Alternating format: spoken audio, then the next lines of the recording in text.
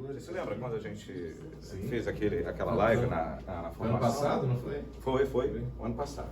Então, eu agradeço demais o convite do Leonardo.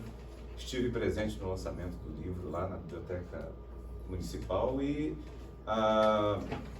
foi para mim emocionante porque o tema sobre a Batalha do Cricaré, que é o foco central, né, da narrativa do Leonardo, é um tema que quando eu entrei na faculdade em 1998, né, no curso de História da UFES, justamente foi um tema o qual estavam acontecendo várias descobertas arqueológicas na região de São Mateus e ali eu comecei a me decidir por estudar um pouco o que tinha acontecido na Batalha do Cricaré. Até porque havia muitas informações contraditórias na historiografia capixaba e mesmo na historiografia regional.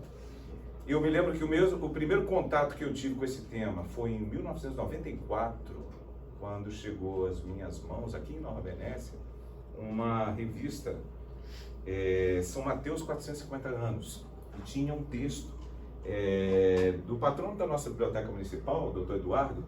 Ele falava sobre a história de São Mateus e aí ele trazia várias informações e citava a Batalha do Cricaré. Até então, eu me lembro que eu vi alguma notícia, quando eu morava em São Mateus, saiu algum artigo na Tribuna do Cricaré, geralmente quando o município fazia aniversário, então fazia aquele resumão, né, sobre a história do município, e citava lá 1558, a Batalha do Cricaré, e sempre se destacando nessa batalha a morte do Fernão de Sá, que era o filho do governador-geral Mendes Sá, né, que teria morrido nesse conflito que aconteceu em 1558, ali no Rio, próximo, né, a região entre São Mateus ali e Conceição da Barra.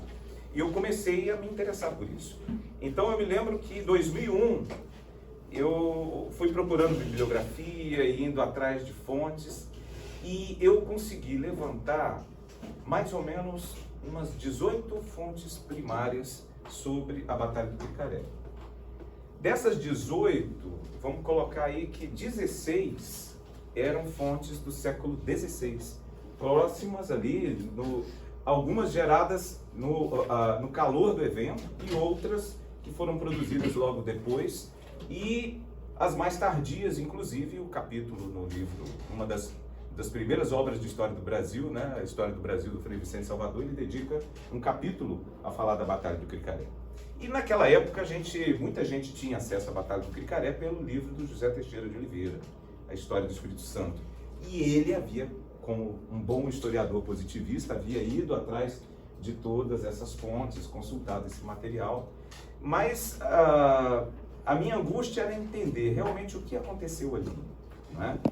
E para entender eu precisava compreender melhor quem eram os atores envolvidos, tanto do lado do conquistador europeu, quanto do lado dos indígenas. Quem eram esses indígenas? Até porque a historiografia capixaba nos séculos XIX, mesmo no início do século XX, começou a criar uma série de mitos e lendas ao redor da Batalha do Cricaré. Mas antes da gente, só para a gente não perder muito tempo, uma das coisas que me chamou a atenção foi o fato de que, no período que eu estava fazendo faculdade, várias descobertas de sítios arqueológicos na cidade de São Mateus estavam acontecendo. E não só na cidade, mas também em toda a parte do interior do município, porque na época a Petrobras ainda era muito ativa. E por força de lei, eles tinham que fazer aquela arqueologia de contrato. Então, muitos sítios arqueológicos foram descobertos, o que mostrava, na verdade, São Mateus é o município do Espírito Santo que tem mais sítios arqueológicos catalogados. O acervo arqueológico de São Mateus é riquíssimo e, com base, inclusive, o que eu falo aqui, com base em vários colegas meus que são arqueólogos, São Mateus poderia muito bem sustentar um museu de arqueologia do Espírito Santo, né? E, infelizmente, né, o acervo de São Mateus, a última notícia que eu soube, né, é que não estava muito legal, principalmente porque o museu da cidade, eu acho que vocês devem ter conhecimento que naquelas chuvas, né, que fizeram a parte de São Mateus começar a rolar morro abaixo, o museu, inclusive, ele ficou sob risco. Tiveram que retirar o material de lá, então o material foi transportado. Não há um inventário definido, então muita coisa se perdeu. O IPHAN teve que nomear um interventor, né, para assumir a curadoria do museu. Infelizmente, esse interventor, ele acabou nos deixando. Boa noite. Né? Boa noite, pode entrar. Ele acabou nos deixando, mas conversando com ele, ele me falou de várias situações e que acredito que não é diferente de muitos outros lugares no Brasil. Infelizmente, é o que a gente enfrenta aí. E justamente São Mateus é um lugar em que, eu não sei se vocês conhecem aqui aquela região do Hospital Roberto Silvares, ali, vários bairros que você tem próximos ao campo de aviação, bairro Carapina, ali perto do Meridional. Então, praticamente, quando a cidade expandiu para aquela área, ali no final dos anos 90, praticamente ela atingiu vários assentamentos indígenas que existiam naquela região. Recentemente, inclusive, tem um bairro de condomínio fechado, inclusive teve uma confusão com o IPHAN também, porque não teria sido passado os relatórios devidos para o IPHAN, mas o bairro estava sendo construído justamente em cima de um aldeamento indígena. Isso daqui é um resgate, né, que há alguns anos atrás foi feito no meio de uma rua. A máquina passou e ela começou a decampar uma urna funerária que estava enterrada, então o arqueólogo aqui está fazendo um salvamento, foi chamado o arqueólogo do IPHAN para fazer o salvamento da urna, os moradores. Isso no bairro Carapina, ali perto do Hospital Meridional, só para vocês, quem conhece aí São Mateus, mais ou menos ter essa noção. Já aqui em Nova Venécia, né, em 2018, um trabalhador rural estava consertando uma cerca e ele, justamente na hora que desceu a paceta, ele acertou uma urna funerária indígena de um sepultamento secundário, material cerâmico pré-colonial, que significa que são mais de 500 anos. Infelizmente, o sítio que o arqueólogo Rafael, que nós conseguimos levar lá para cadastrar, ele ficou conhecido como Alto Pipinuque 1, ele, na verdade, fica dentro de Vila Pavão. Se vocês já viram o mapa de Nova Venécia, eles conseguiram deixar um dente de Vila Pavão entrando dentro de Nova Venécia ali, no Pipinuque, né? E esse sítio, ele fica justamente nessa área. E pelo que o arqueólogo me falou, era uma aldeia enorme devido à prospecção. Existe muito material cerâmico, ponta de flecha de quartzo, só andando superficial, além de situação de urnas, né, que você consegue ver. O sítio foi empaquetado por lavoura de café, uma estrada, tem uma parte que foi escavada porque eles fizeram a terraplanagem para fazer um secador de café, mas agora a gente está aguardando o IPHAN. E quando o IPHAN chegar, como a Casa de Pedra, ela nunca foi transformada num museu, esses artefatos vão para Vitória e vão ficar guardados num depósito lá bem distante de Nova Venécia.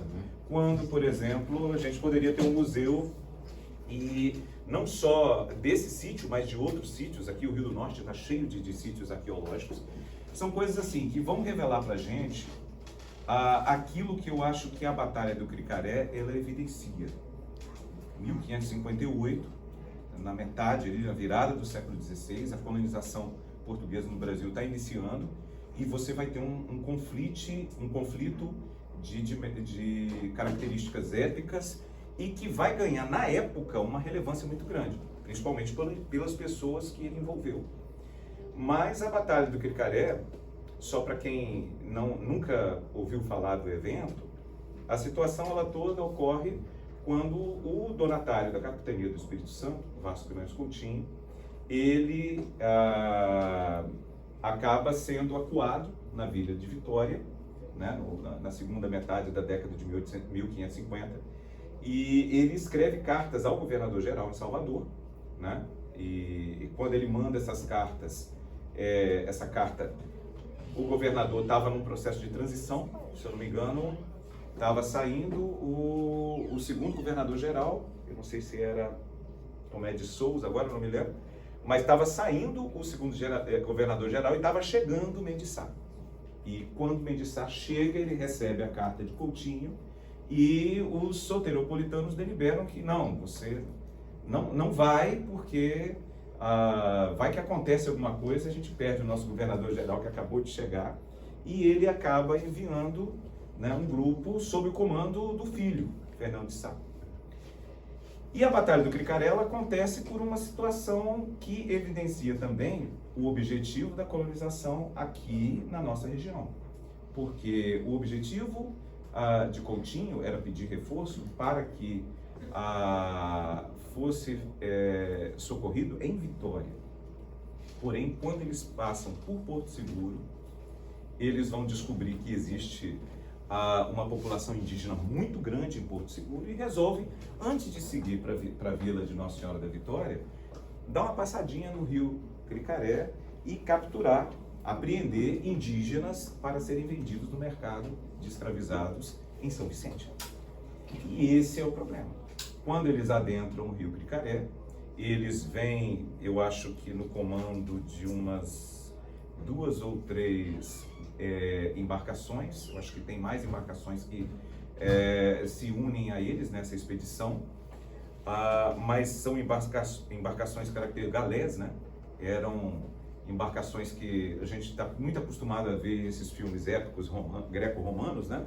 Que aonde você tinha remos, embarcações menores que adentram o rio Cricaré, e a narrativa que nós temos, um dos principais relatos ali no calor da batalha, é de um jesuíta chamado Antônio Blasquez.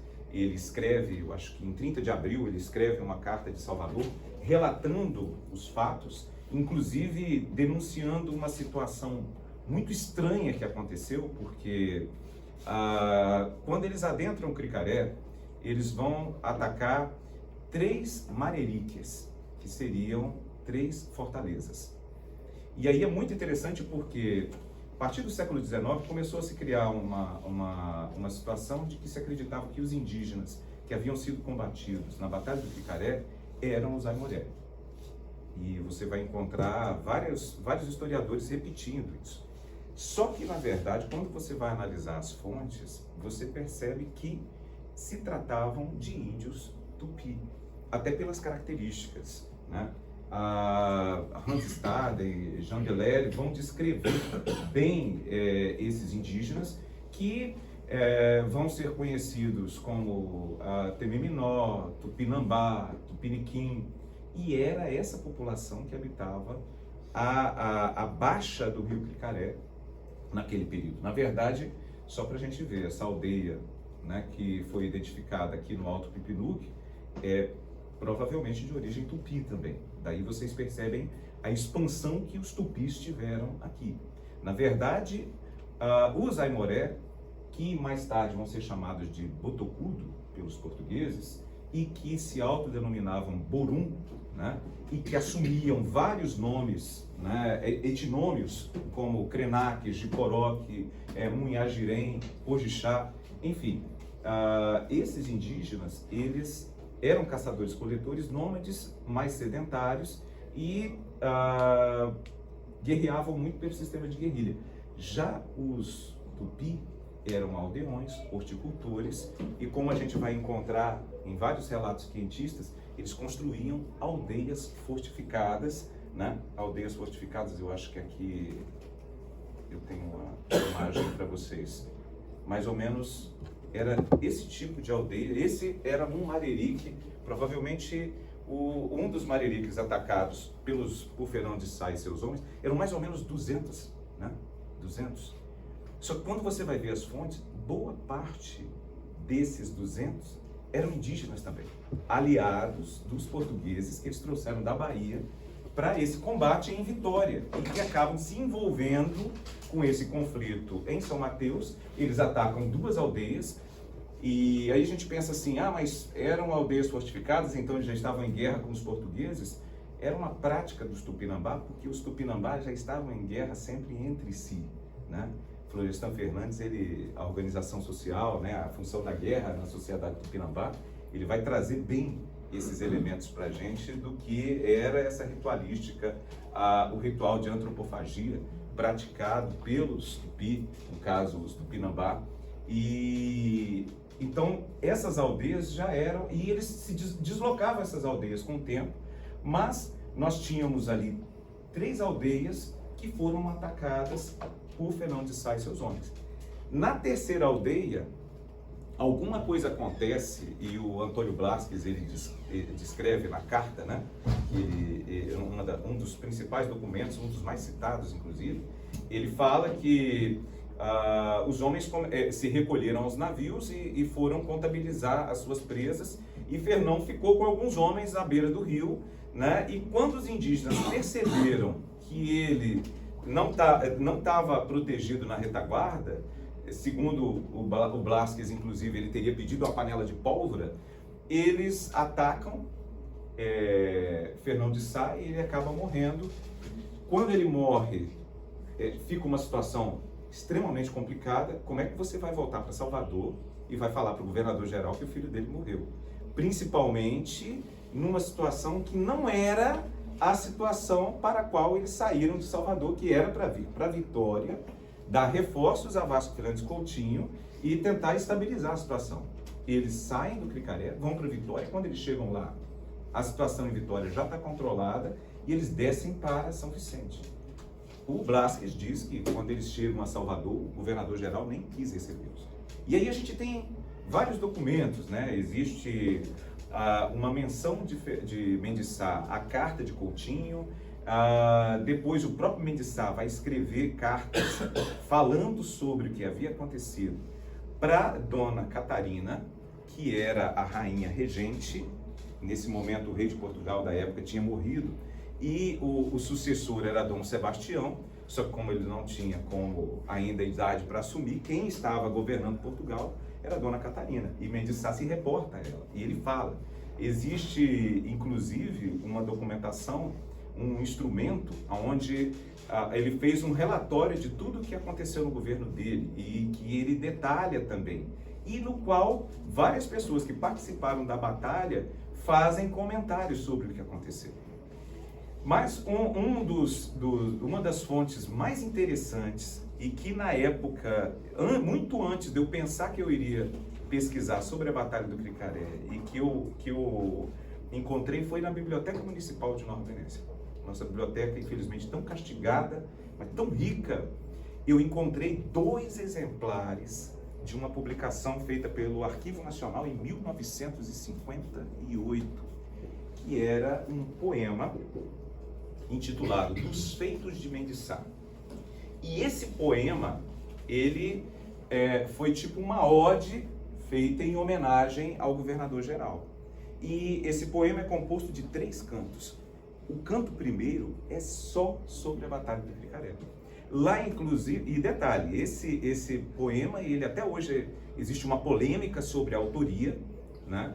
Ele foi encontrado junto com outros manuscritos na Espanha, em latim, inclusive junto com o poema Virgem, e os estudiosos acreditam que esse poema seria escrito, o único indivíduo naquele momento no Brasil que teria capacidade para escrever um poema como aquele seria o padre José de Anchieta. Então, e ele dataria de 1560, então nós estamos ali há uns 2, 3 anos após o evento, a gente tem esse poema, e lá no poema existe um trecho onde ele identifica os Tamoios. Ele dá nome, além de ele descrever os indígenas, e você vai encontrar, né, essas características, ele dá nome aos Tamoios ali. Agora, mais tarde, né, o próprio Frei Vicente Salvador, em 1600, ainda no primeiro quartel ali do século XVII, vai falar também da batalha, ele vai dedicar um capítulo. E o Frei Vicente, ele vai dar muitos detalhes. Não significa, e aí a gente analisando as fontes históricas, não significa porque o relato do Frei Vicente já é do século XVII, já de 1600 e pouco, que ele seria menos relevante. Porque Frei Vicente, com certeza, conversou com muitos sobreviventes do conflito e pegou histórias orais ainda sobre o que tinha acontecido naquele evento. Existe menção na Batalha do Cricaré em Gabriel Soares de Souza, existe menção sobre a Batalha do Cricaré numa outra publicação, Pero de Magalhães Gandavo. Tem uma passagem muito interessante. Ele parece uma cena de filme, um filme B. Ele chega a descrever nessas batalhas, né, do Rio Cricaré, um indígena pegando fogo, saindo no calor ali do conflito, e são pequenos detalhes, né? Eu me lembro que quando eu propus trabalhar isso como um trabalho de conclusão de curso, eu era estudante muito cru ainda, não conhecia muita coisa, e muitos professores inclusive falam, não, mas o que você vai falar sobre isso? Porque tudo que tinha que se dizer já foi dito, para que você vai falar sobre isso? Né? E eu não queria, e eu entendi o seguinte, que até então o que havia sido falado sobre a Batalha do Cricaré, e muito destacando a questão da batalha, não pela chacina que havia sido feita com os indígenas, mas pela questão do filho do governador ter morrido naquele conflito, mas ao mesmo tempo, muitas vezes a batalha é citada como um determinado momento ali na história, e cria-se uma mitologia ao redor da origem de São Mateus também, que existe toda uma mitologia ao redor da origem de São Mateus, sobre José de Anchieta em São Mateus. E quando a gente vai olhar as fontes, São Mateus, existe uma história apócrifa que fala que em 1544 um grupo teria abandonado em Vitória, Vila Velha, numa daquelas viagens que Coutinho faz a Portugal para buscar recursos. Eles teriam abandonado, voltar, e naquilo que eles estavam fugindo do rendezvous que aconteceu em Vila Velha com a rebelião dos indígenas, se aproveitando, e principalmente por causa da forma como os portugueses começam a agir com eles ali, um grupo se desloca e vem parar no Cricaré. Uma história meio que sem pé nem cabeça, e que um dos primeiros ali, eu não sei se foi José Marcelino Pereira de Vasconcelos, ou Misael Pena, ou até o Basílio Daimon, quando eles trazem essa narrativa, ela não é ancorada em nenhuma fonte histórica. Então não há um documento, há uma lenda ali, e ainda sempre citando que os aimorés eram os indígenas combatidos nessa batalha. Sim, porque no século XIX, quem eram os indígenas que estavam aqui na resistência? Eram os aimoré, que agora eram chamados pelos colonizadores de Botocudo. Mas há uma grande confusão ali. E aí você tem 1558 esse conflito. E a gente sabe que o motivo deles terem vindo ao Cricaré foi por terem tido informação aonde? Em Porto Seguro. Eles estavam seguindo para Vitória, pararam em Porto Seguro. Ali eu acho que é um filho do Caramuru, inclusive, que vai se juntar ao grupo. E eles acabam vindo parar em São Mateus. Mas não havia o objetivo original, porque muitas vezes a narrativa dizia que o grosso do gentil da capitania estava em São Mateus combatendo Coutinho. Na verdade, você tinha uma grande população indígena no Cricaré. O Cricaré, inclusive, era alvo de contrabando de pau-brasil, a uma devassa, inclusive, do Capitão Mor. Em 1615, eles abrem uma devassa porque o Capitão Mor, da Capitania do Espírito Santo, é acusado de estar fechando os olhos para holandeses que estariam vindo fazer pau-brasil, com uma fazenda de pau-brasil no Rio Cricaré. Então havia a extração de pau-brasil, tudo aquilo que a gente aprende, né, nos capítulos de história colonial, tudo isso estava acontecendo aqui.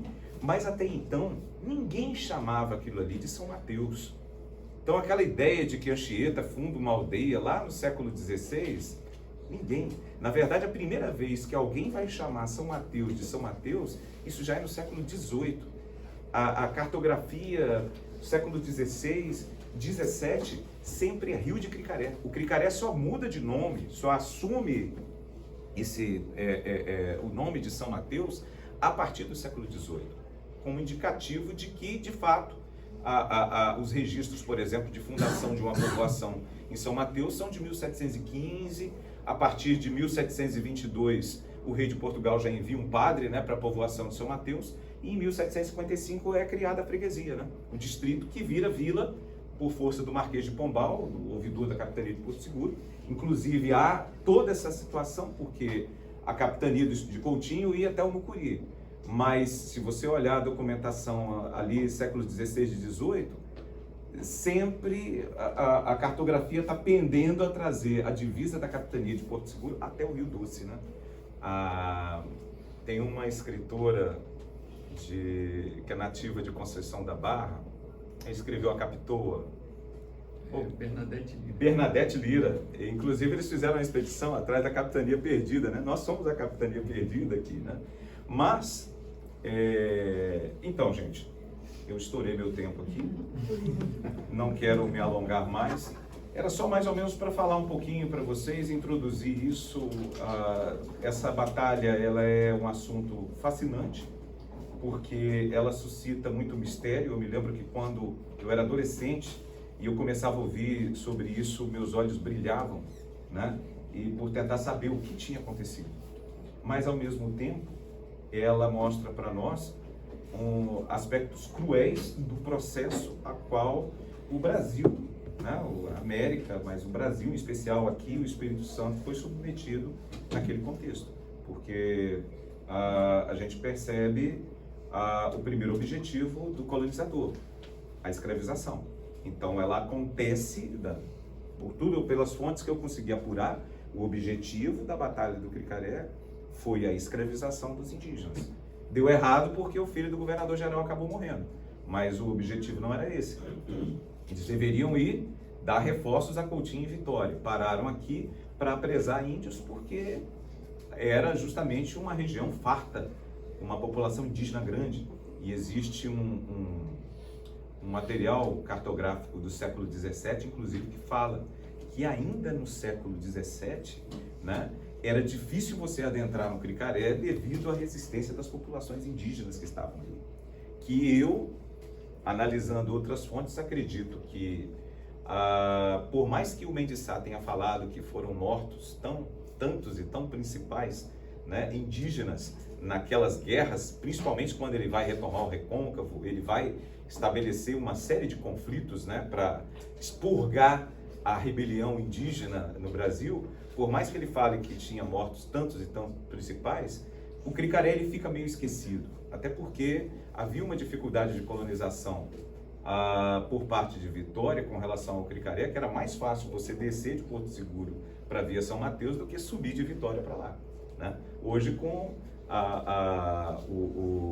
as embarcações a motor, você já teria mais facilidade, né? Hoje, no caso, mas naquela época com navios à vela, até isso também era um desafio para o processo de colonização ali.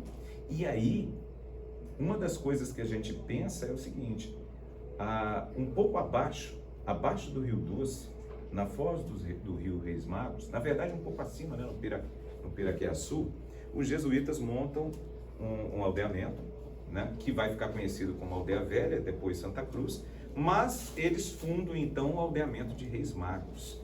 E é interessante porque justamente quando você vê a população aimoré, que estava concentrada no que seria hoje o sul da Bahia, o sertão de Porto Seguro, quando eles descem e começam a se assenhorar da nossa região, é um momento de esvaziamento dos Tupi. E ao mesmo tempo você tem o grande aldeamento de Reis Magos, que se destaca, então, no que a gente pode deferir, que boa parte desses indígenas Tupi que estavam no nosso litoral aqui, aqueles que não morreram em combate ou por doenças, né? Porque havia lugares que o português nem precisava chegar, né? A doença que ele trazia dizimava aldeias inteiras, e isso gerava, inclusive, uma sensação de que o Brasil era deserto, né? Não haviam populações. Inclusive, o revisionismo em cima da questão da arqueologia na Amazônia tem mostrado muito disso, né? Aquilo que cronistas do século XVI falavam das margens do Amazonas densamente povoadas e depois simplesmente esses indígenas desapareceram, tem muito a ver com esse processo brutal de conquista e colonização, que muitas vezes a doença, né, a varíola, a gripe, chegava antes e dizimava regiões inteiras, e quem ainda sobrevivia fugia e se refugiava mais no sertão, em regiões mais distantes, né? Regiões distantes, mas que um dia a colonização chegou. Quando a gente trabalha com os alunos, né, na escola, lá nas minhas turmas de fundamental, sobre a questão indígena, e eu mostro a situação de um massacre que aconteceu aqui no ano de 1900, ali na região da APA da Pedra Elefante, na Neblina, né? O massacre do Zangrete. E a situação de conflito com os fazendeiros ali, em especial o Antônio Neves, né, que foi o pivô da situação, eu sempre mostro para eles vídeos de reportagens sobre o contato com indígenas isolados na Amazônia e o risco que esses últimos indígenas estão correndo, porque o que aconteceu há mais de 120, 130 anos aqui, ainda continua acontecendo. E o que aconteceu há 500 anos atrás, ainda continua acontecendo. E, na verdade, as nossas populações indígenas, os nossos povos originários, ainda estão em guerra. Né? Essa guerra nunca terminou. Desculpa se eu me alonguei. Obrigado. Falei demais. Eu só vou pedir desculpa a vocês porque a gente colocou fogo no parquinho, mas eu vou precisar sair.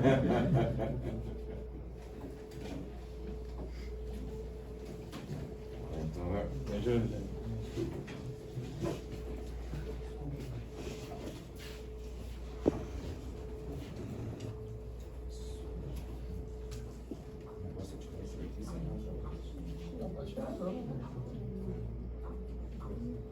Soltar com esse guia tudo.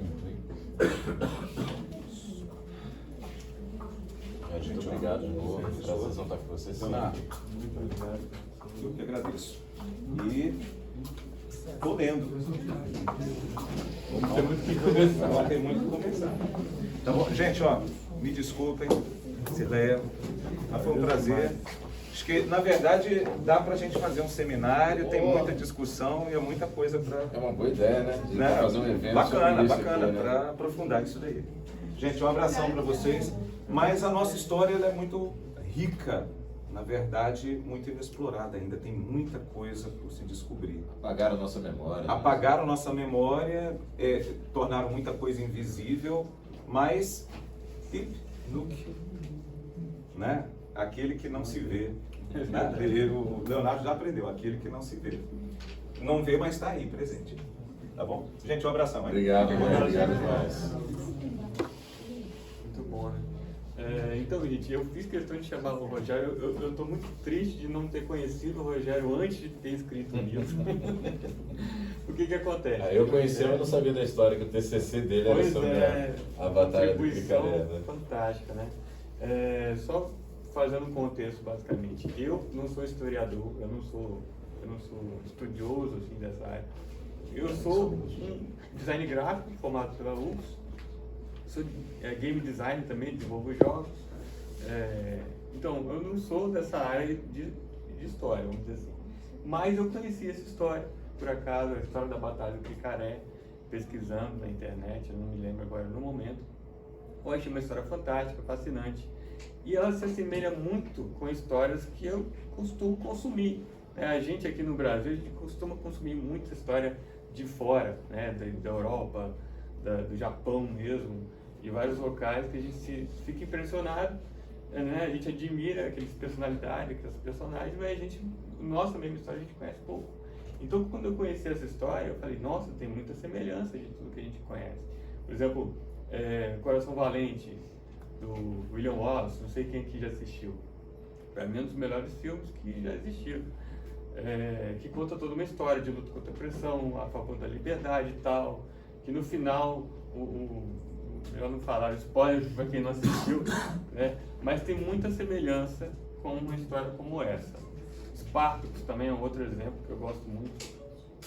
E o que acontece? Da mesma forma que essa história, como a história de Spartacus, como a história de William Wallace, se você faz uma produção sobre aquela história, muita coisa pode ser alterada.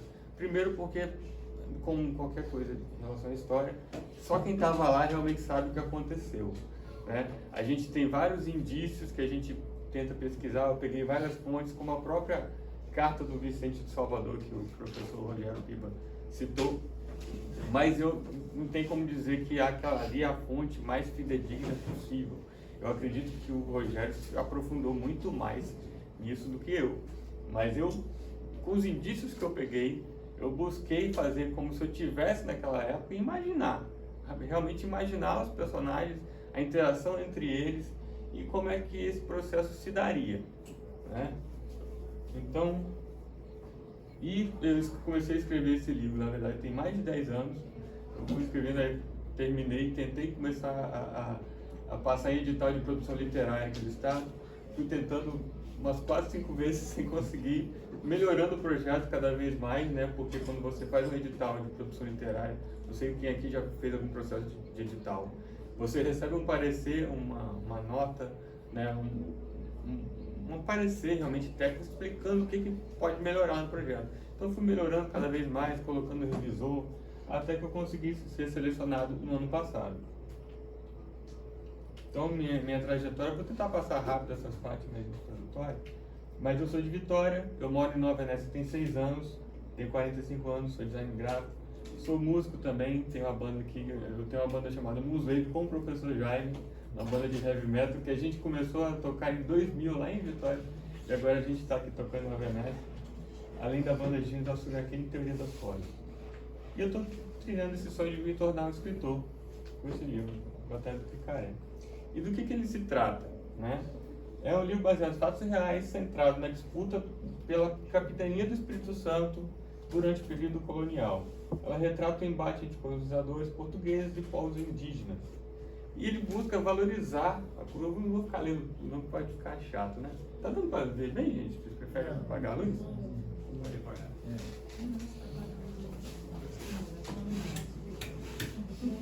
Tá muito escuro? Acho que é melhor mesmo. Melhor assim? Pode. Vai dar para enxergar melhor, né? Hã? Se puder. Só certinho pro lado? Como é que você fez? É, só certinho pro lado. Passar? Pode passar. Então, algumas das inspirações que eu utilizei, William Wallace, como citei, Spartacus, aquele é o Último dos Moicanos, também é uma história muito interessante, um filme antigo, mas muito bom também, de resistência cultural indígena. E Senhor dos Anéis, que é o meu xodó, é um tipo de literatura que eu gosto muito de Tolkien. Então, eu busquei pegar uma história baseada em fatos reais, mas colocando uma visão meio que de história épica, de aventura, né, semelhante a um Senhor dos Anéis, por exemplo. Pode passar. Qual o contexto histórico, né?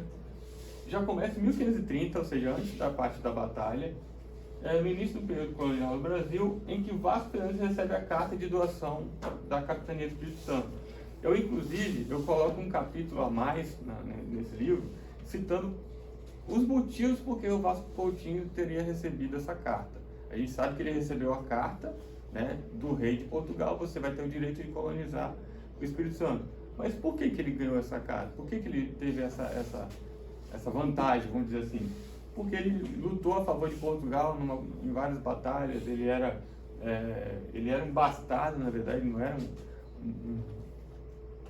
um cara tão importante na nobreza, mas ele foi um bom comandante de batalha, conseguiu alguns louros, né, nas guerras, e aí ele conquistou esse direito. Então eu coloquei um capítulo a mais para explicar assim não, mas para realmente dar um contexto, né, porque tudo que a gente coloca também a gente tem que ter certeza. No Brasil habitavam na época cerca de 1.400 povos indígenas, com uma população estimada entre 3 a 8 milhões de pessoas. E estima-se que 70% dessa população foi dizimada, restando hoje um total de 305 etnias que falam 274 línguas. E algumas dessas resistências se tornaram notórias, entre elas a Batalha do Cricaré. Então o mais interessante é que se você procurar sobre essa batalha, está lá, de um lado portugueses, de outro indígenas, vitoriosos indígenas. Né? Pode passar, por favor.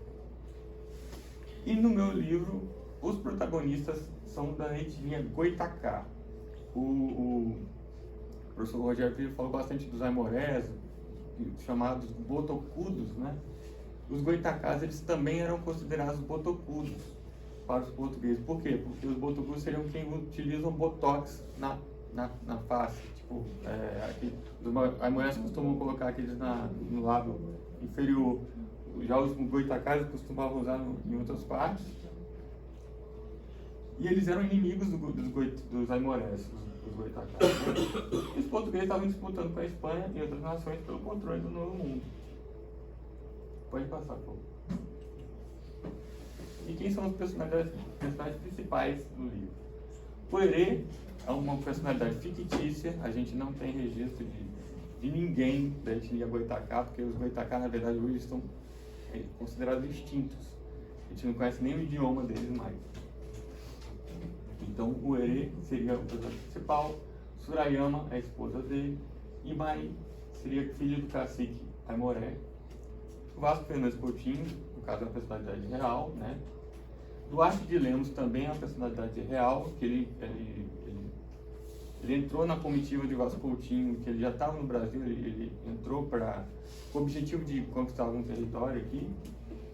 Simão de Castelo Branco e Dom Jorge de Menezes, eles também são personalidades reais, e é curioso que eles estavam presos em Portugal, cada um por um motivo, um pior que o outro. Um era corrupto, o outro era estuprador, e eles estavam na cadeia de Lisboa, e foi dado a eles a chance, ó, ou você continua aqui preso, ou você vai para o Vasco Fernandes Coutinho para ajudar na colonização do Espírito Santo. Aí eles preferiram vir para cá, logicamente. Mas isso foi um grande problema que eu abordei no livro também. Pode passar. Esse mapinha aqui eu desenhei para o livro, mas ele é baseado no mapa que ele é disponível no próprio site do governo do nosso estado. É um mapa que ele estima as populações indígenas que haviam aqui no nosso estado. Vocês percebem assim, aqui é a cidade, né? Guarapari, Vila Velha, Vitória, e a dimensão dos territórios que haviam populações indígenas. Eu trouxe para cá também, fiz um desenho mais estilizado, mas ali é o mais fidedigno. Pode passar. E aqui alguns recursos visuais que eu utilizei, porque no meu livro eu tento fazer uma alternância entre a ponto de vista português com o ponto de vista indígena.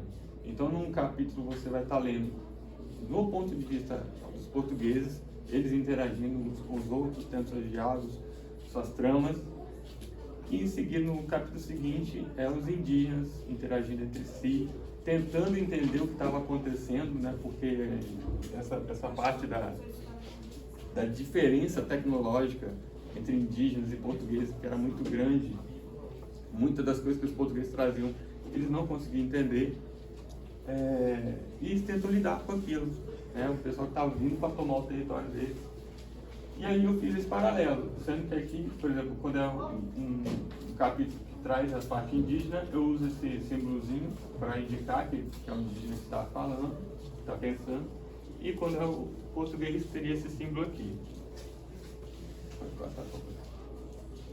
Algumas ilustrações, né? Essa aqui no caso seria a carta de doação da capitania. Aqui seria uma fortaleza que foi criada nos nossos arredores. Pode passar, então. A ficha técnica, né? Esse livro ele foi produzido pela Lura Editorial. Também é uma coisa interessante para mim. O que aconteceu? Eu passei no edital, mas eu não sou escritor, nunca tinha escrito nada. Pensei, como é que eu vou divulgar isso, né? E aí a Lura Editorial, ela lançou um edital chamando pessoas para fazerem uma seleção para participar de uma antologia de terror com participação de André Bianco, que é um dos mestres de terror mais renomados do Brasil, você já conhece? Eu sou muito fã de André Bianco, tenho todos os livros dele. Então, para mim, foi uma honra muito grande estar participando, ter sido selecionado e estar dentro dessa antologia, que ela foi lançada na Bienal do Livro de São Paulo, chama Bosque do Silêncio.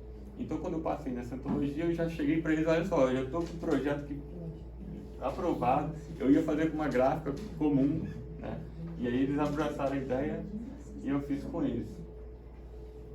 E aí entrou toda uma equipe deles também para participar dessa produção, com a ajuda também do meu amigo Jaime, que está licitado. Pode passar, por favor. E eu vou falar um pouquinho agora do universo narrativo, né? Que na verdade eu não quero parar só nesse livro. Minha intenção é fazer, na verdade, 3 livros, uma trilogia, esse parando na Batalha do Cricaré, mas depois os desdobramentos também. Passa, por favor. Eu vou estar fazendo jogos analógicos também. Eu sou desenvolvedor de jogos, eu vou fazer o processo contrário. Geralmente eu pego uma história legal e tento fazer um jogo. Agora eu tenho a história que eu criei, eu vou fazer o jogo dessa história. Esse aí já é o personagem que eu mesmo criei. Fiz uma figurinha 3D também. História em quadrinhos. Isso aí é outra questão muito interessante. Eu posso falar para vocês em primeira mão que no ano seguinte eu passei no edital de produção de quadrinhos e eu vou estar criando quadrinhos dessa mesma história. Então vai ser a mesma história, só que adaptada para quadrinhos. Eu acredito que vai ter uma abrangência maior entre a juventude e tudo mais. E esse aqui já são os desenhos que vão entrar pro livro, desenhado pelo Raul Vilela. Está escrito errado o nome dele ali. Raul Vilela, que é um desenhista muito bom, trabalha comigo. Pode passar. E entre isso, aqui é o livro do Bosque do Silêncio, que eu falei, eu com o André Bianco, que é um vendido. E outros projetos que eu também trabalhei como desenvolvedor de jogos, vocês vão notar que tem uma pegada um pouco semelhante. Eu fiz o jogo chamado Capoeira, o jogo que conta a história da capoeira no Espírito Santo, com a história da Zacimba Gaba, que é uma personalidade real na luta contra a escravidão aqui. Ele tem toda a história da Zacimba. Ali é o Quilombo Survival, também é outro jogo que foi feito com o mesmo mundo, só que no ponto de vista da sobrevivência. Quem quiser, tem alguém que quer falar alguma coisa, fica à vontade, tá? Interromper. The Walking Pet é um jogo que para mim também é muito importante, porque ele é inspirado em The Walking Dead, né? Mas no caso é para fomentar a adoção de animais carentes. Porque nesse jogo é na premissa de que o animal abandonado é como se ele estivesse no apocalipse zumbi. Então eu faço você jogar com um personagem, que é um personagem inspirado em The Walking Dead. Ele vai salvar animais no jogo de zumbis, que são pessoas que maltratam animais. E quando ele salvar um animal, esse animal vai representar um animal real disponível para adoção no abrigo. E aí ele vai poder adotar o animal ou mandar dinheiro para o abrigo. Esse é o jogo mais recente, eu estou em trabalho com abrigos ainda, chamando para cadastrar os animais. Por favor. E é uma mensagem sobre os povos originários, que histórias ecoam nas florestas, rios e montanhas antes da chegada dos colonizadores. Refletir sobre os povos originários é reconhecer suas lutas, honrar suas raízes e repensar o Brasil que somos e queremos ser. E é isso. Valeu, gente. Pode ficar à vontade para fazer qualquer pergunta, tá? Essa aqui é a última etapa do meu projeto de produção literária, fazia parte do projeto. Então, eu convidei o Jaime, ele me deu essa oportunidade de estar aqui discutindo com vocês sobre a obra, tentando pegar um professor como o Rogério Piva para passar mais informações, que até coisas que eu não sabia. É ótimo pra gente. E a intenção é essa. Quem quiser entrar em contato, fica à vontade. Pode passar de novo, já. Eu fiz um pequeno formulário. Quem puder responder esse formulário vai ser útil também pro meu projeto, tá? É um formulário no Google. Eu também tenho uma listinha aqui que eu vou pedir para vocês. Tantas oportunidades, estudamos a queda da Bastilha, a tomada da Constantinopla, a Guerra dos 100 Anos, enfim, tantas histórias nós estudamos e não estudamos a história da África. Então chegou um momento que isso se tornou obrigatório. A Lei 10.638 ela é bem curta, mas ela tem as diretrizes. Na lei não faz nenhuma referência à questão indígena. Nas diretrizes faz referência ao estudo da história dos povos indígenas. E depois veio a Lei 11.645.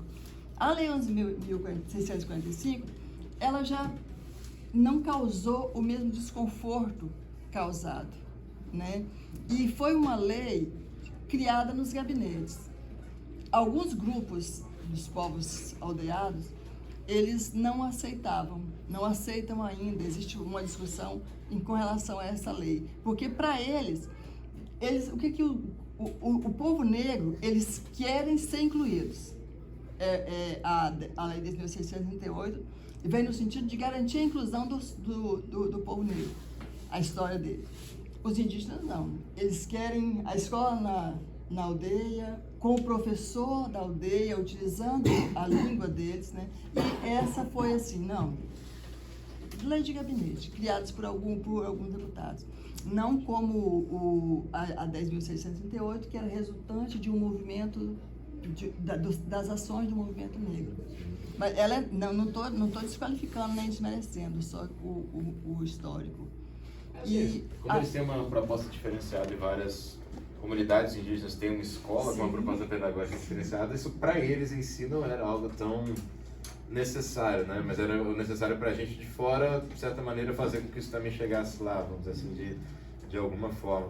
Porque ainda que na marra, porque a gente nota que nesses 20 anos, por exemplo, por força de lei, por ser obrigatório, você multiplicou, por exemplo, a produção de material paradidático e didático, aumentou o leque de pesquisas relacionadas ao tema, né, com trabalho de conclusão de curso, dissertações, teses, né, então acabou... Foi só na força do empurrão mesmo para a coisa sair daquele marasmo, né, no final das contas, né. E a 10.639 é no contexto do decreto 4887, né, junto praticamente, né, tudo em novembro de 2003, né, aquele 1º de novembro, na verdade, no primeiro ano do governo do Partido dos Trabalhadores. Então, na época, era uma coisa muito emblemática, né, muito significativa para o movimento negro aqui no Brasil. Sim. Mas a ideia de falar um pouquinho é que a gente vive uma dificuldade, porque em tese é obrigatório que isso chegue até as salas de aula, mas o desafio é, tudo bem, é obrigatório, a gente vai tentar fazer alguma coisa, nem que seja aquela coisa quase folclórica de uma semana, que a gente sabe que as escolas fazem muito isso para dizer que atenderam, né? Eu não falo nada o ano inteiro, mas aí tem 3, 4 dias do ano ali que eu vou dizer que eu fiz um evento do Dia da Consciência Negra, alguma coisa assim. Mas até aí é difícil. Vai falar o quê na sala de aula se eu nada sei sobre o tema? Né? Então a gente continua tendo um gargalo, vamos dizer assim, relativo ao processo de formação dos educadores, de que bagagem eles têm para ir para as salas de aula. Né? Outra coisa, essa questão dessa lei que a gente tem que trabalhar essas questões aí, ela não está focada apenas em professores da área de ciências humanas, geografia e história. Ela é focada em todos os professores. Ele não faz menção de área, está dizendo que os educadores têm que abordar esse tema. Todos nós, professores, temos que trabalhar. Independente se você é professor de matemática, de física, de química, que for. A gente tem que trabalhar. E a gente sabe que vai trabalhar. Mas na prática eles vão deixar para o pessoal da história, principalmente do segundo plano, geografia, talvez o de letras, né, o de línguas, né, de linguagem, né, mas talvez, assim, bem talvez, né, no final das contas. Então a ideia da ação formativa seria a gente ter o mínimo dessa bagagem, de ter alguma coisa para poder falar sobre história e cultura indígena no Brasil. E, gente, é uma coisa muito superficial, porque a gente ainda capenga sobre isso, mas se a gente tiver esse básico para começar, talvez para começar seja mais importante não falar bobagem até, do que levar um leque de informação tão grande, vamos dizer assim, nesse primeiro contato, vamos dizer assim, tá bom? Então é mais nesse sentido que seria essa proposta, né? É só contextualizar um pouquinho isso daqui, nós estamos nos anos 2000, quando aparece a 10.639, mais tarde também a 11.645. E, gente, assim, por mais que a gente tenha tido alguns avanços na academia, por mais que a gente tenha tido, sabe, mais trabalhos, mais gente pesquisando sobre isso, a coisa caminhava muito, muito lentamente. Porque é um ciclo, uma dialética, vamos dizer assim, né? Eu omito isso durante a vida escolar inteira, então não dá para esperar que o cara, quando vai para o ensino superior, de repente, vá brotar o interesse por essa temática. Então, em geral, você tem uma conexão ali também entre a vida escolar e os processos formativos ali no âmbito acadêmico. Então, no âmbito acadêmico você tinha avançado um pouquinho, mas nas escolas não chegava nada ainda, né? Você tem a gente já falou isso em vários momentos, inclusive no PIBID, dessa desconexão, né, entre a formação docente e o que chega de fato ali nas escolas. É mais do que um delay, é uma desconexão mesmo em muitos momentos, né? Pode passar, né? A gente já vai fazer um intervalo aqui mesmo, vocês ficam desesperados com a fome, né? Então, gente, com todos os problemas, com todas as dificuldades, por mais que a gente esteja muito aquém do que nós gostaríamos, é inegável que hoje, em 2025, a gente tem alguns reflexos positivos das duas leis. Na marra, mas foi, não é isso? A Secretaria de Educação tem que fazer cumprir. O professor fala que não sabe, então ela vai lá e contrata a formação continuada. Bota todo mundo para fazer algum tipo de curso. Contrata palestrante. Tem necessidade de material, então as editoras começam a procurar o pessoal da academia que se dedicava a esses temas para fazer obras paradidáticas, obras didáticas. Então, você tem um leque muito maior de obras hoje. Eu mesmo começo a expurgar minha ignorância Depois disso, a partir dessas obras chegando aí nas livrarias, as editoras lançando, antes disso eu era leigo também, né? Não teria nem muita informação, muita coisa para poder tratar desses temas, né? E a gente vê isso chegando um pouco mais na sala de aula. E para mim foi muito simbólico em 2023 ou 2024, esse evento que o Piva estava comentando. Foi o primeiro que eu me lembro da Secretaria Municipal de Educação de Nova Venécia, pelo menos desde que eu vim morar aqui, especificamente para tratar disso, né? De tirar um dia ali de toda a rede municipal e falar, olha, hoje é para assistir uma formação, para a gente ter alguma bagagem para falar sobre história cultural brasileira e indígena. Pode até ser que eles tenham feito, não foi a primeira vez que eles nos procuraram, por exemplo, para falar, olha, a gente queria fazer alguma coisa diferente esse ano, né, e ofertar para todos os educadores da rede. E a gente tem notado isso em várias prefeituras. É muito comum que eles cheguem aqui, Vila Pavão, não sei quem, porque eles são cobrados pelo Ministério Público. O Ministério Público manda um ofício e fala, o que vocês estão fazendo? Me comprova, mostra para mim. Como eles não têm o que dizer, como eles não têm muito o que dizer, eles começam a ficar preocupados e correr atrás. Não, vou oferecer formação continuada, não, sabe? Eu vou fazer uma semana da consciência negra, com todos os problemas. Mas antes não tinha, agora eu vou fazer pelo menos uma semana. Então a gente notou um movimento empurrado, né, pela legislação, sobretudo quando o Ministério Público é mais atuante e vai lá e cobra as escolas, cobra as secretarias municipais e estaduais de educação. Então, aos trancos e barrancos, dá para dizer que devagarzinho, com muita má vontade, mas a coisa tem melhorado um pouco, a gente tem tido mais informação, a gente tem visto uma procura um pouco maior aí por levar isso até a sala de aula. Repito, muito na base da pressão, muito na base da cobrança feita pelo Ministério Público, tá bom? Mas o importante também, né, já começa a mudar o olhar, como era... A gente já tem dificuldade até quando utilizar indígena, índio, povo indígena, a forma que era vista e a forma que hoje a gente já começa uma mudança. Eu lembro quando colocaram fogo, os jovens colocaram fogo no índio Galdino, lá em Brasília. Isso foi anos 90 ainda. Foi. E aí mas por quê? E a resposta era só um índio. Eu lembro minha sobrinha, quando meu irmão foi morar em Rondônia, Mato Grosso, e tinha uma quantidade muito grande. Aí ela foi falar do pessoal, tia, aqui quase não tem gente não, só tem índio. Ué?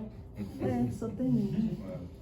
E hoje ainda se vê a forma que as pessoas falam quando vê uma pessoa, um índio, um indígena, usando um celular, um iPhone, um celular, uma roupa, enfim. É como se ainda tivesse aquele olhar. Ele tem que estar petrificado no tempo para ser visto como indígena. Ele tem que estar pelado com arco e flecha, né, para que ele seja reconhecido como etnicamente diferenciado, né? Mas, gente, a gente chegou a esse ponto, eu vou parar por aqui, a gente vai descer para o intervalo, depois volta, porque eu tenho que lembrar que cientistas também são pessoas, carregadas de todos os preconceitos e valores das sociedades onde eles cresceram. Então, assim, é uma engrenagem pesada que a gente começa a rodar para ir quebrando, vamos dizer assim, esses obstáculos. Então, o cara de ser cientista, ele foi uma pessoa que cresceu, absorveu quase tudo, praticamente tudo, da sociedade que o circundava. Então, mesmo na academia, o cara podia estar lendo trocentas obras de Marx, Lenin, Kautsky, a porra toda. Mas se ele cresceu numa comunidade italiana extremamente racista, ele nunca parou para pensar sobre a questão racial, por exemplo. Isso não era parte, né, dos assuntos para os quais ele era convidado a pensar, a parar, a refletir, né? A própria hegemonia dessa matriz marxista, no primeiro momento da renovação crítica das ciências sociais, obliterou essa discussão. Porque o marxismo ortodoxo ele faz tudo parecer uma questão apenas econômica, ou seja, resolva os problemas econômicos decorrentes da lógica do capitalismo e tudo vai ser uma maravilha, o sol vai ficar mais claro, as flores vão ficar mais coloridas, como se você fosse apagar as marcas culturais de 500 anos de expansão do sistema. Lembrando que o racismo, como nós o conhecemos, é um aspecto inerente ao capitalismo. Ele é um reflexo do processo de expansão do capitalismo e de como os europeus vão invadir e conquistar o mundo inteiro. Então o marxismo ortodoxo olhava apenas uma dimensão do processo e deixava todas as outras de lado. Quando eu comecei a estudar essa temática, eu percebi que esse era o vício dos autores que me incomodavam. Porque eu me identificava como esquerda, me identificava como alguém progressista. Eu era, em certo sentido, também um social-democrata, um socialista, como é que você queira chamar. Mas me incomodava pra caramba esse viés eurocêntrico, essa insensibilidade para a questão racial. E aí, quando eu começo a estudar, eu percebo que era isso, a matriz filosófica que guiou essas primeiras gerações da renovação crítica nas ciências sociais em geral, isso vale para a geografia, para a história, para a sociologia, né? Era o marxismo ortodoxo muito ruim, né? Que vinha lá dos bolcheviques, né? Não era o marxismo que vem do Gramsci, que vem da escola de Frankfurt, não, era o mais como é que eu posso dizer, o mais tosco possível e imaginável, o marxismo altusseriano, vamos dizer assim, que fez muita escola aqui no Brasil. Então, essas pessoas não traziam essa reflexão do seu dia a dia. Quem estava na universidade certamente era predominantemente branco de classe média, então sofrer o racismo, experimentar o racismo no cotidiano não era algo que fizesse parte da vida dessas pessoas. E o que eles traziam de aporte teórico, né, de conceitual, metodológico, também não era um negócio que trazia uma sensibilização para esses temas. Então tudo isso colabora para que a gente, mesmo sendo cientista social, mesmo tendo boas intenções, a gente reproduza o que a gente pode chamar de injustiça estrutural. A Iris Young, né, uma filósofa feminista que eu gosto muito, ela define a injustiça estrutural como assim, um aspecto injusto da nossa sociedade que a gente perpetua muitas vezes sem perceber. A gente não tem intenção de perpetuá-la. Mas como a gente não pensa muito sobre as nossas ações do cotidiano, quando eu faço todos os elos da cadeia, eu acabo percebendo que aquilo que eu fiz ou que eu não fiz, de alguma forma contribuiu para perpetuar essa situação. Então os cientistas, mesmo os cientistas sociais, não estão alheios a reproduzir a injustiça estrutural. Eu tive aula com 1 zilhão, eu li trabalhos de 1 zilhão deles, que sem perceber acabavam sendo eurocêntricos, sem perceber acabavam sendo racistas. Eu estou falando de gente que estava lá com a camisa vermelha, com o martelo e a foice, né, no movimento grevista, da causa operária, da porra toda ali, mas que era machista pra caramba, era quase misógino, né, era bastante eurocêntrico, tinha um viés extremamente evolucionista, tudo que você imaginar estava presente.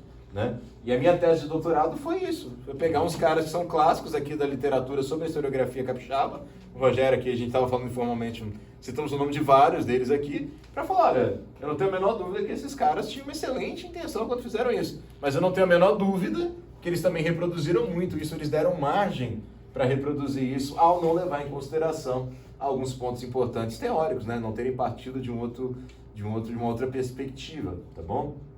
Então, que eu vou propor é de fazer um intervalo 20 minutos contado, tá bom, pessoal? Que é difícil, é que vocês são pior que o ensino médio para voltar no intervalo. Pior que o ensino médio não é fácil, né? E aí a gente começa a falar um pouquinho de desconstruir o nosso imaginário. É muito mais desconstruir do que construir, porque eu acho que a gente ainda carece muito de elementos para construir ali, mas se a gente desconstruir as ideias erradas, vamos dizer assim, ou equivocadas, já vai ser um grande feito, tá bom? Semana passada de sociologia, direção de sociologia também, né? Aí eu falando essa questão de racismo, né? Aí me vem uma aluna minha, branca, da todo leite, e fala assim, eu sofro racismo. É terrível esse racismo. Eu olhei pra cara dela assim, eu sofro racismo. Eu falei, meu amor, você sabe o que é preconceito? Eu não sei. Eu falei assim, e racismo? Racismo tá ligado à raça, à cor. Você acha que você sofre com racismo? A pessoa me chamar de brancazenta, eu falei assim, é um preconceito.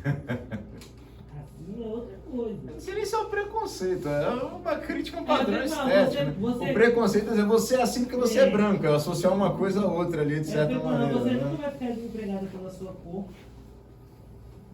Já viu uma relação assim? Não, você não pode casar com esse homem, minha filha. Eu não vou tolerar um homem branco como meu gêmeo. Tá pra existir essa cena ainda aqui no Brasil. Né?